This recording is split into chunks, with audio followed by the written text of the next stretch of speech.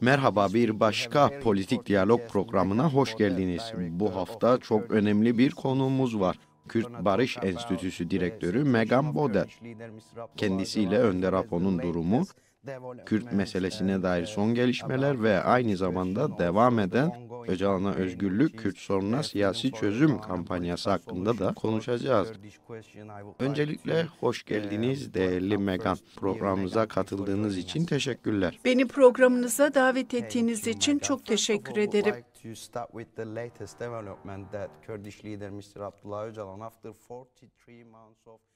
Öncelikle Önder Apo'nun durumuyla ilgili en son gelişmeyle başlamak istiyorum. 43 aylık ağır tecrit sürecinin ardından Önder Apo yeğeni Ömer Öcalan ile görüşebildi ve Önder Apo'nun Kürtlere ve Kürt dostlarına bir mesajı vardı. Kendisi çok iyi olduğunu, Kürtler ve Türkler arasındaki çatışmayı daha barışçıl bir zemine taşımak için yeterli güce sahip olduğunu da vurguladı. Aynı zamanda tecridin devam ettiğinin de altını çizdi. Öncelikle Önder Apo'nun tecrit durumu ve son mesajı hakkında neler söylemek istersiniz? Bunu nasıl değerlendirirsiniz? Çok teşekkürler. Bu gerçekten önemli bir konu. Çünkü Öcalan'ın mesajı çok değerli. Daha önceki barış süreçlerinden biliyoruz ki PKK daha geniş Kürt hareketi ve Kürt toplumuyla Türk hükümeti Abdullah Öcalan'ı bir muhatap olarak kabul etti. Ayrıca Öcalan'ın teorileri yalnızca Kürtler ve Türkiye için değil, bölgesel Kürt sorununu bir bütün olarak çözme çabaları içinde siyasi bir çözümün temelini oluşturuyor. Bu nedenle bu çatışmanın sona erdirilmesini sağlamak adına sürece katılabilmesi son derece önemli. Elbette dış dünya ile iletişim kurması engellenirse bunu yapamaz. Bu durumun bir yanıyla da hem Türk yasalarının hem de Avrupa ve uluslararası hukuk kurallarının ihlali olduğunu biliyoruz.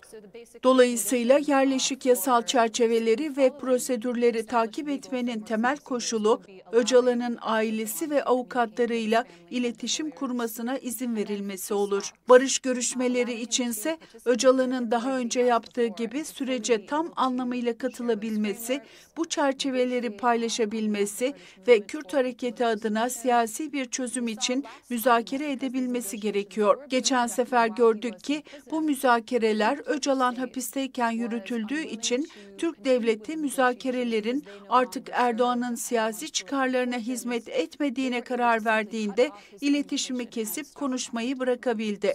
İşte bu yüzden Kürtler bu sefer Öcalan'ın özgürlüğünü talep ediyor. Böylelikle eğer bir süreç olacaksa Türk hükümetinin artık konuşmak istemediğine karar verip iletişimi kesme riski ortadan kalkacak. Bu nedenle Öcalan'ın son mesajı çok önemli. Onun iletişim kurmasını engellemenin Türk ve uluslararası hukuk ihlali olduğu kadar barışa da bir engel olduğunu düşünüyorum. Kürt sorununun siyasi bir çözümle sonuçlanmasını hepimiz görmek isteriz ve bu çözümü daha olası kılacak her türlü pratik koşulun yerine getirilmesini dileriz. Ama konuyu konuşuyor olmamız gerçekten çok önemli. Takip ettiğiniz gibi Türk aşırı sağından bir lider olan Devlet Bahçeli açıklamada bulundu ve Önder Apo'nun meclise gelerek bir konuşma yapmasından bahsetti, ancak PKK ve Kürt hareketine savaşı bırakmaları gerektiğini de söylüyor. Bu barış müzakereleri ve savaşın durması konusunda uluslararası toplum tarafından başka neler yapılmalı, daha fazla neler yapılmalı, nasıl çabalar harcanmalı ve Kürt halkının ve yine Kürt hareketinin bu çatışmayı barış masasına taşımak için tutumu ne olmalı? Bence tanımamız gereken önemli bir nokta şu ki, silahsızlanma genellikle bir barış müzakeresinin son aşamasıdır.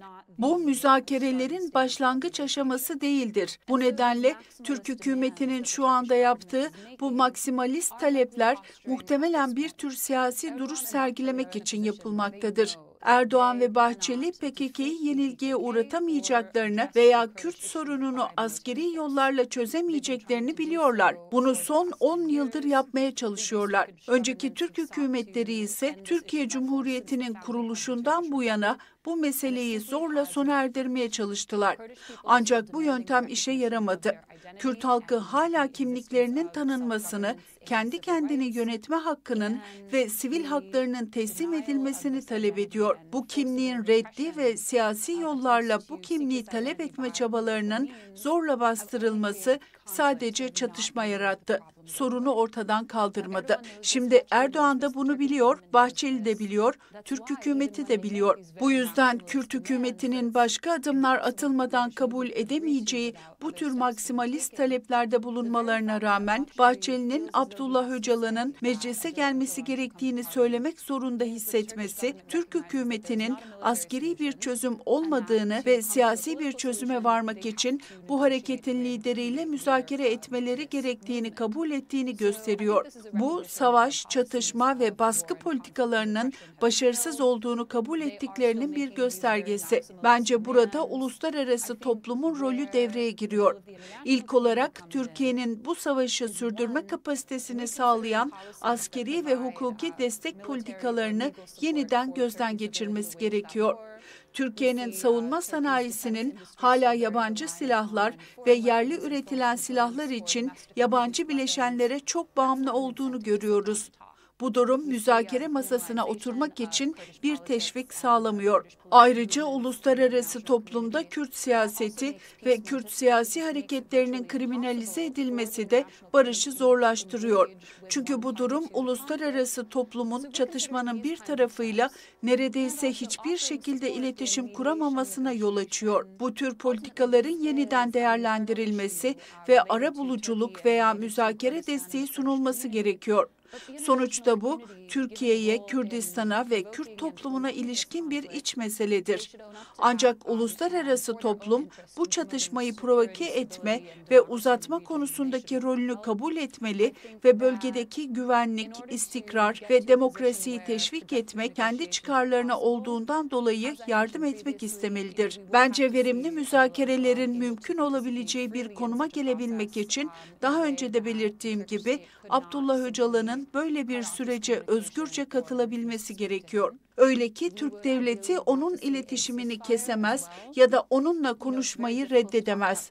İdeal olarak bir ateşkes de görmek isteriz. Barıştan bahsetmek, Rojava'da, Kuzeydoğu Suriye'de sivil altyapıyı hedef alan Türk hava saldırıları ve insansız hava aracı saldırıları devam ederken milyonlarca insanın elektrik ve suya erişimini keserken çok zor. Bu bağlamda müzakerelerin ilerlemesi gerçekten zor. Bu nedenle her iki tarafın kabul edeceği bir uluslararası arabulucu tarafından izlenen bir ateşkes ideal olacaktır. Son olarak siyasi baskının sona erdiğini görmek gerekir. Bakın, eğer Türkiye hükümeti Kürt hareketini ve Kürt toplumunu silah bırakmanın mümkün ya da arzu edilir olduğuna inandırmak istiyorsa, Kürt haklarının ve Kürt öz yönetiminin barışçıl yollarla elde edilebileceği koşulları yaratması gerekir. Kürtler bunu yapabilecek bir model oluşturmuşlardır. Kürt yanlısı siyasi hareketin belediyelerindeki uygulamalar bu çözüm için model olarak gördükleri politikaları test etmiştir. Ancak şu anda Erdoğan hükümeti ne yapıyor? Seçilmiş Kürt belediye başkanlarını hapse atıyor ve görevden alıyor.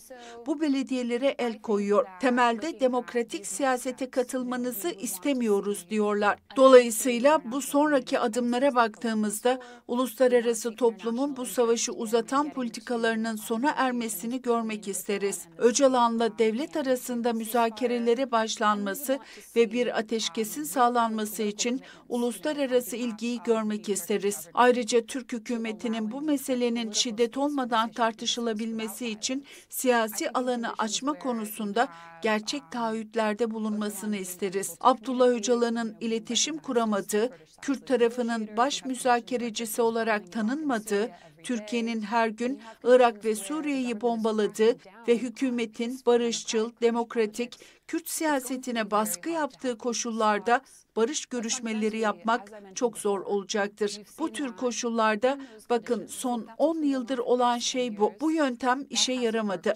Askeri çözüm başarısız oldu. Türk hükümeti bunu biliyor ve artık başka bir yaklaşımı takip etmenin zamanı geldi.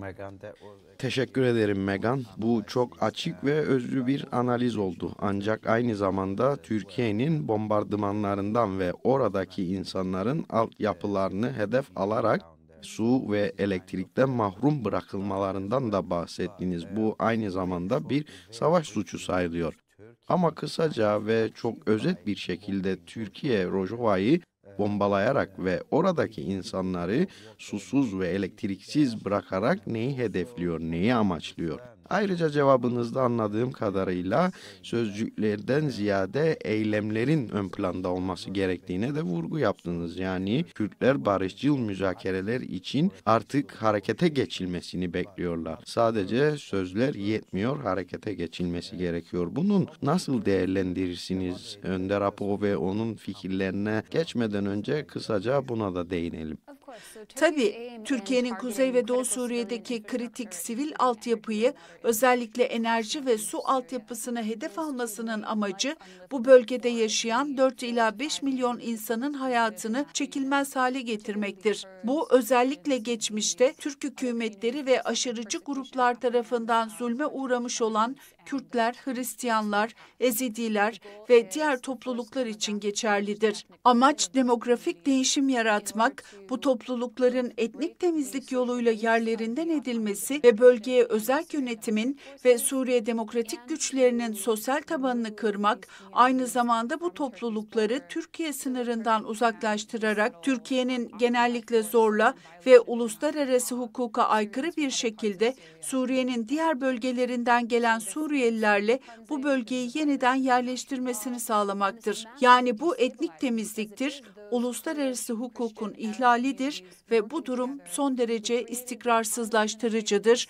Çünkü bu Kürt, Hristiyan, Arap toplulukları birlikte çalışarak özerk yönetimi ve Suriye demokratik güçlerini kurmuş, IŞİD'i yenmiş ve uluslararası toplumla birlikte IŞİD'in dünyaya tehdit oluşturmasını engellemiştir. Bu yüzden bu saldırılar sadece büyük bir insan hakları ihlali değil, aynı zamanda IŞİD'e yeni bir hayat verme, bölgedeki kötü aktörleri güçlendirme ve büyük bir istikrarsızlık yaratma riskini taşır. Bu durum hem Kürtler için hem Kuzeydoğu Suriye halkı için hem uluslararası toplum için ve nihayetinde Türkiye için de kötü sonuçlar doğurur. Müzakerelerle ilgili yapılan açıklamalar söz konusu olduğunda bu bir fırsattır.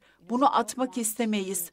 Ama aynı zamanda Türk hükümeti bu sorunu çözmek istediklerini söylüyorsa bu duruma bağlı kalmaları önemlidir. Yani sadece bu açıklamaları yapmakla kalmayıp çatışmayı uzatan eylemlerden açıklamalarıyla uyumlu eylemler yapacakları bir noktaya gelmeliyiz. Nihayetinde ve burada Öcalan'ın yazılarına da gireceğiz. Öcalan, Kürt sorununa siyasi bir çözümün sadece Kürtler için bir iyilik değil, Türkiye'nin de kendisi için de daha güçlü, barışçıl, daha çoğulcu bir ülke olacağına ve tüm Türkiye vatandaşları için Türk ya da Kürt daha iyi bir yaşam sunacağına dair bir çerçeve öneriyor. Bu bölgedeki barış ve birlikte yaşama modelinin ne kadar anlamlı olduğunu gösteriyor. Sonuçta bu mesele aynı zamanda Türkiye'nin de çıkarınadır. Bu sorunu bir ülke ve toplum olarak çözmek, bence uluslararası toplumunda onlara bunu görmelerine yardımcı olmasının zamanıdır ve her iki tarafında gerçekten adımlar atmaya başlaması gerekir. Kürt tarafı şu ana kadar atılabilecek tüm adımları atmıştır. Ama Türk hükümetinin eylemlerini söyledikleriyle uyumlu hale getirmesini ve uluslararası toplumun müttefiklerinin de buna yardımcı olmasını isteriz. Önder Apo ve onun fikirleriyle bağlantılı olarak Öcalan'ın önemli önemli bir figür olduğunu düşünüyor musunuz? Orta Doğu'ya barış ve sürdürülebilirlik getirmek için oynadığı kilit rolden bahsedelim. Batılı güçler için ilham verici mi? Yoksa bir tehdit mi Önder Apo sizce? Bunu nasıl değerlendiriyorsunuz? Lütfen çok kısa tutun çünkü birkaç sorumuz daha olacak. Evet, 2021'de Kuzeydoğu Suriye'deki Manbij'e ilk kez gittiğimi hiç unutmayacağım. Bir araştırma gezisindeydim ve orada kadınların evinde, yani Malajin'de yerel Arap kadınlarla tanıştık. Bu kadınlar ev içi şiddet vakalarını çözmekten okula gidemeyen kadınlar için okuryazarlık kursları sağlamaya kadar pek çok iş yapıyorlardı. IŞİD'in ardından topluluklarını yeniden inşa etmek için yaptıkları çalışmalardan bahsederken hiç beklemediğimiz bir şekilde bir kadın bana şunu söyledi. Bunu bilmenizi istiyorum. Kendi ülkenizde insanlara söylemenizi istiyorum. Biz burada Öcalan'ın fikirleri sayesinde varız. Bence bu fikirlerin ne olduğunu incelediğimizde bu çerçeve bölge için önerdiği model yerel demokrasiye dayalı, cinsiyet eşitliği, Orta Doğu'daki tüm farklı etnik ve dini topluluklar arasında birlikte yaşama ve çoğulculuğa dayalı bir modeldir. Bu fikirler sadece bu bölgedeki sorunları değil, dünya çapında var olan sorunları da çözebilecek bir potansiyele sahiptir. Orta Doğu'da bu sorunlar sömürgecilik, savaş, fundamentalizm ve milliyetçilik tarihi nedeniyle bu kadar yoğun bir şekilde kendini gösteriyor olabilir. Ancak bu tür sorunlar küresel sorunlardır ve her yerde varlar. Kuzeydoğu Suriye'ye baktığımızda bu fikirlerin çok farklı etnik ve dini geçmişlere sahip pek çok insan tarafından pratikte uygulandığını görüyoruz. Yerel olarak köklenen, demokratik, cinsiyet eşitliği sağlayan, etnik ve dini çoğulculuğa dayalı bu model, IŞİD'in en korkunç zulmünden sonra bu bölgenin toparlanmasına, Suriye'nin en istikrarlı bölgesi haline gelmesine ve kendini yeniden inşa etmesine yardımcı olmuştur. Diğer savaşlardan ve yıkımlardan sonra dünya çapında başka bir ülkeye baktığımızda benzer bir ilerleme görmüyoruz. Şimdi bu her şeyin mükemmel olduğu anlamına gelmez ama bu fikirler dünya çapındaki en ciddi siyasi ve çatışma sorunlarını çözme ve kendi geleceklerini daha iyi inşa etme noktasında çok başarılı olmuştur. Bu yüzden bence bu fikirlerin işe yaradığının ve dünyanın en zorlu bağlamlarında bile işleyebileceğinin kanıtıdır. Teşekkür ederim Megan. Bir diğer önemli konu da Kürt sorunu için Önder Apo'nun siyasi çözüm çağrısı ve Öcalan'a özgürlük kampanyasının hala sürüyor olması. Son olarak Köln'de Öcalan'a özgürlük ve barış çağrısı yapan büyük bir gösteri yapıldı. Bunu dışarıdan bir gözle, aynı zamanda Kürdistan'ı da ziyaret eden biri olarak bir sorum olacak size.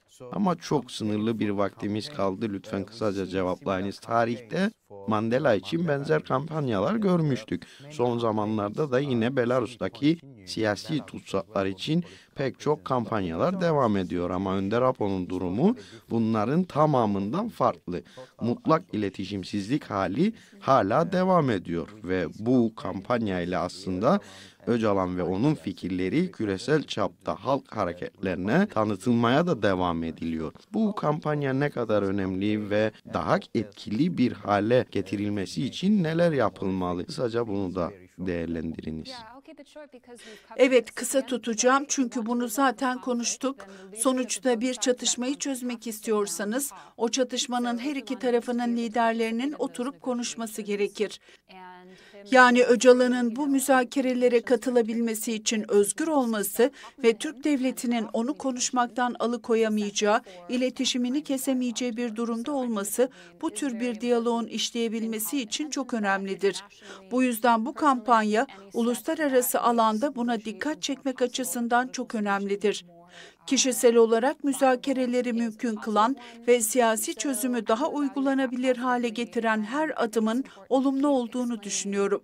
Yani bunu olumlu bir şekilde değerlendiriyorum ve bu işin onun fikirlerinin ve katılımının bu çatışmanın çözümü için ne kadar önemli olduğunu, bu çözümün Kürtler, Türkler, Orta Doğu halkları ve uluslararası toplum için neden bu kadar önemli olduğunu anlatmaya devam etmenin önemli olduğunu düşünüyorum. Bu yüzden bu çalışmalar devam etmelidir. Programın son kısmına geliyoruz ve bildiğiniz gibi 25 Kasım yaklaşmakta. Dünyada kadına yönelik erkek şiddeti artmaya devam ediyor. Peki kadın hareketleri küresel ölçekte buna karşı nasıl mücadele ediyor ve aynı zamanda Kürt kadınlarının mücadelesini nasıl değerlendiriyorsunuz?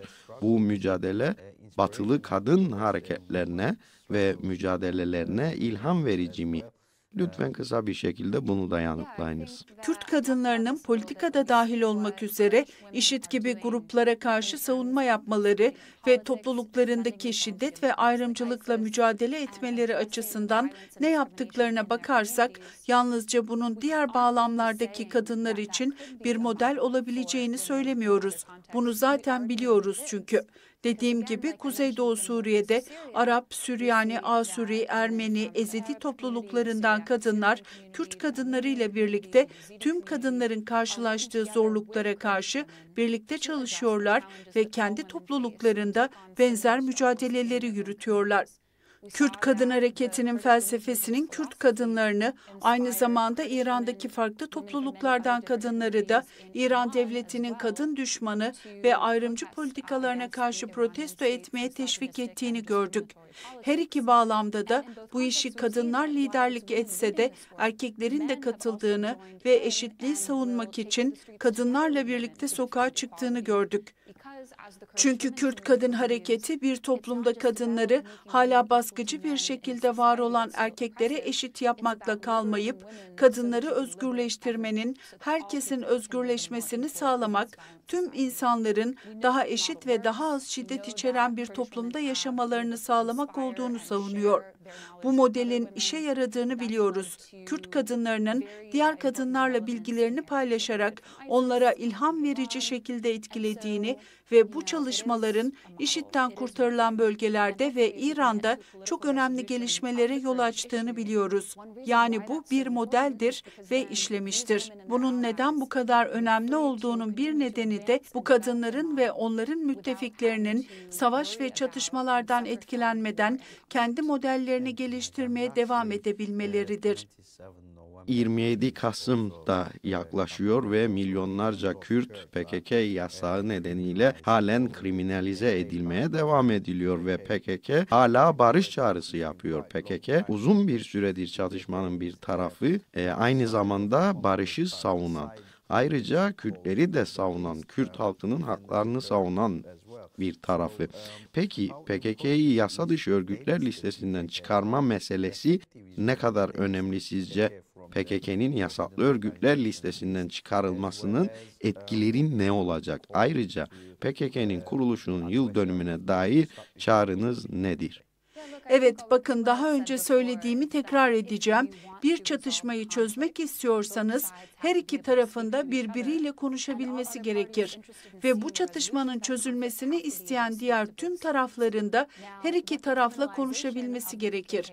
Şimdi PKK'nın suçlanması bunun imkansız hale gelmesine yol açıyor. Bu suçlamanın sona erdirilmesi müzakereleri ve diyaloğu kolaylaştıracak ve bir anlaşmanın gerçekleşmesini sağlayacaktır. Bu konuda daha önce de argümanımı sundum ve yine vurgulamak istiyorum. Megan Bodet, Kürt Barış Enstitüsü Direktörü, değerli görüşlerinizi bizle paylaştığınız için teşekkür ederim. Teşekkür ederim Erem.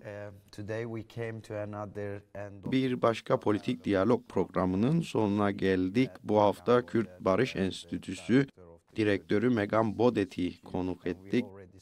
Kendisiyle Önder Apo'nun durumu, ona yönelik devam eden izolasyon ve barış müzakerelerindeki son gelişmeleri hakkında konuştuk. Bizi izlediğiniz için teşekkür ederiz. Bir sonraki politik diyalog programında yeniden görüşmek üzere.